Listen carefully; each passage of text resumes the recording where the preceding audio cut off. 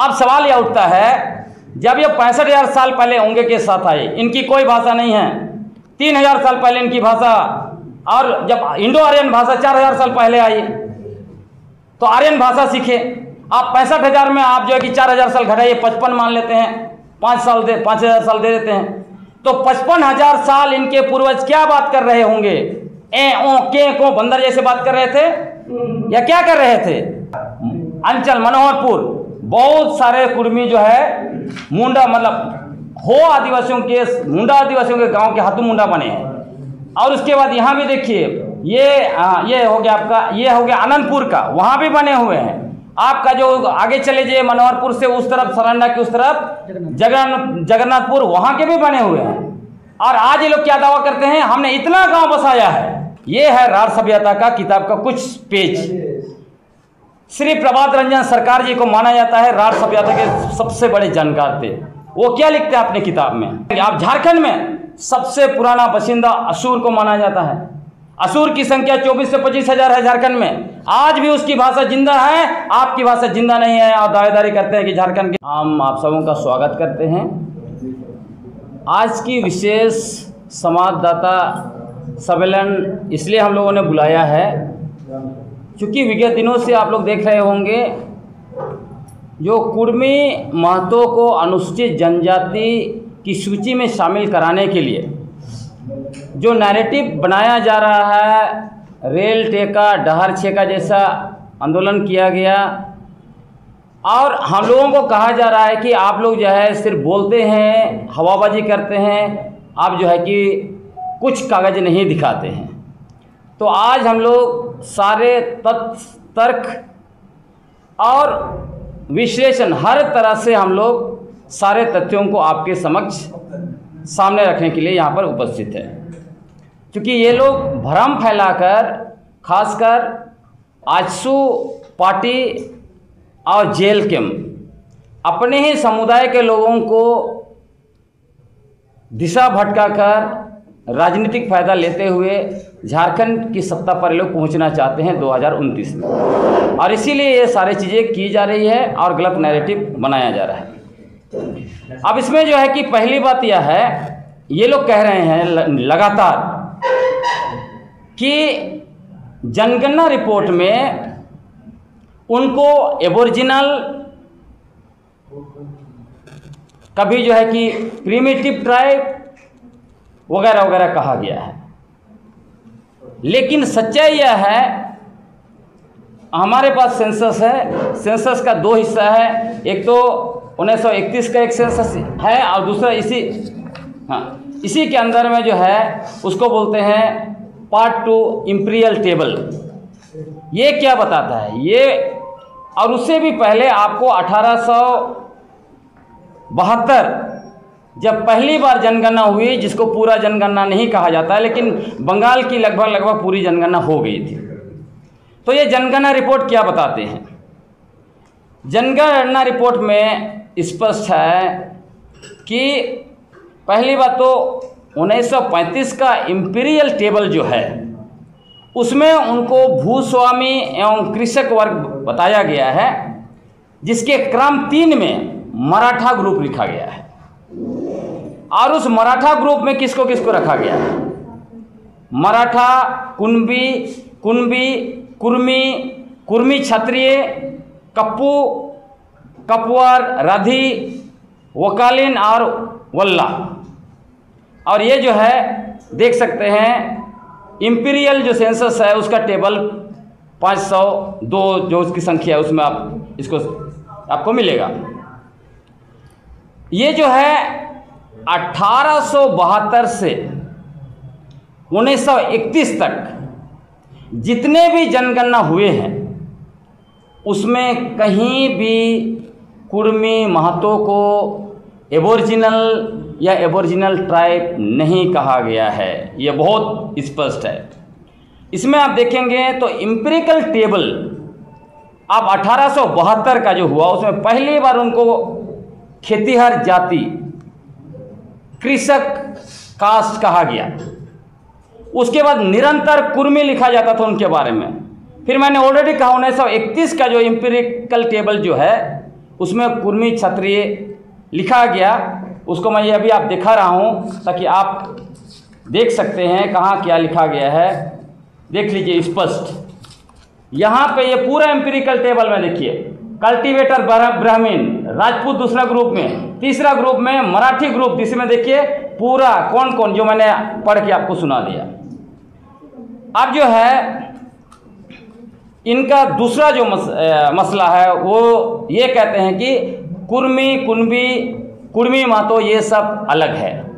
ये सब बिल्कुल भी अलग नहीं है। जो 1931 का जनगणना का इंपीरियल टेबल जो है कि स्पष्ट उसमें लिखा गया है।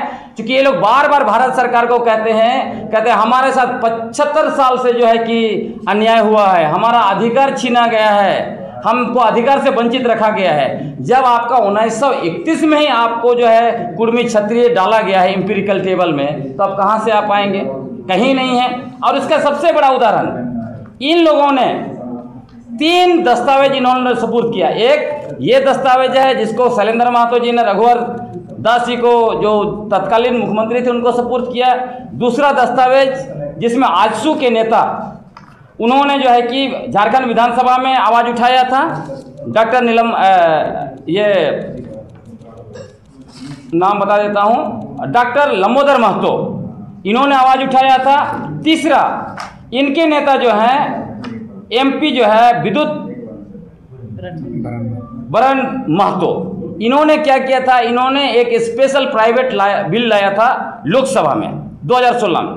अब इसमें क्या है, इन्होंने झूठ का आंकड़ा पेश किया। ये लिखते हैं कि आज़ादी से पहले ये लोग शेड्यूल्ड ट्राइब में थे। इनको पता होना चाहिए एमपी साहब को, शेड्यूल्ड ट्राइब पहली बार 1 दिसंबर 1948 को संशोधन संख्या 491 के द्वारा डॉक्टर भीमराव अंबेडकर ने संविधान का मसौदा में लाया। शेड्यूल्ड ट्राइब पहले था नहीं, तो आप कैसे उस सूची में थे? नंबर 1। नंबर 2, ये तीनों दस्तावेज में कहीं भी ये लोग नहीं लिखते हैं कि ये कहीं जनगणना की सूची में इनको शामिल किया गया एबोरिजिनल ट्राइब के रूप में, क्योंकि उनको पता था कि इंपीरिकल टेबल में वो है ही नहीं। तो इनका जो दावेदारी है कि हम लोग सेंसस में थे बोलता रहता है, वो ध्वस्त हो जाता है। दूसरी बात जो मैंने कहा, कुर्मी और कुणबी और कुर्मी क्या एक हैं? अलग अलग हैं। तो पहला तो वही इंपीरिकल टेबल जो है उसमें स्पष्ट हो जाता है कि इनको 1935 का जनगणना में, चूंकि इनकी मांग थी, इसके लिए उन्होंने 7 साल तक आंदोलन किया था।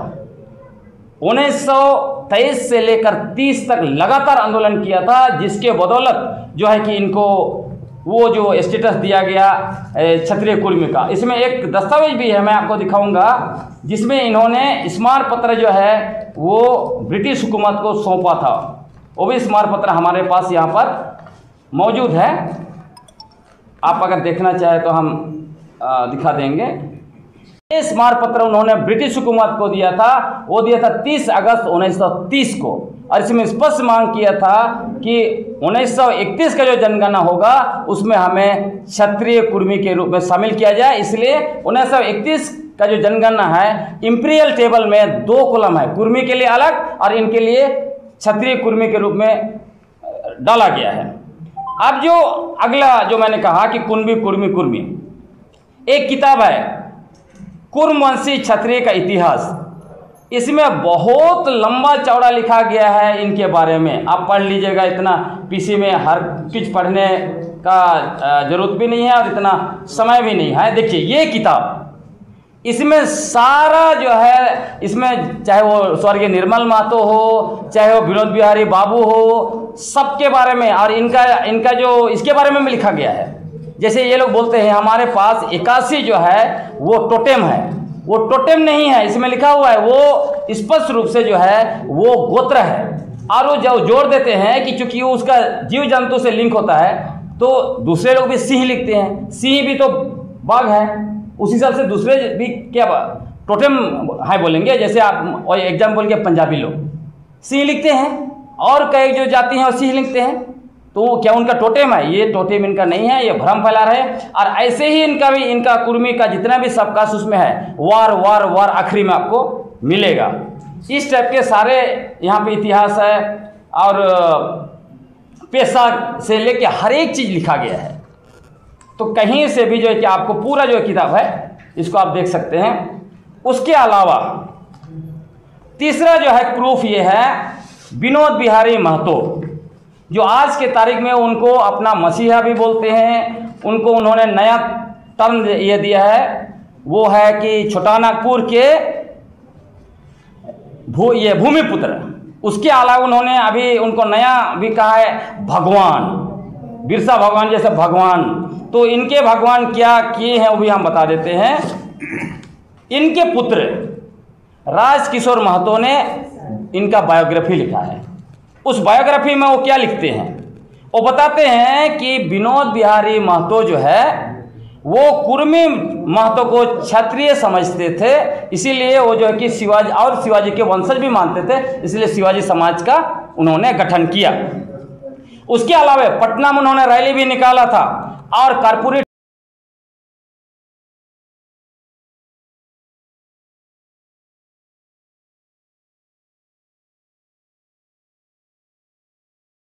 उन्होंने एक बार भी कुर्मी महतो को अनुसूचित जनजाति का दर्जा की मांग नहीं की।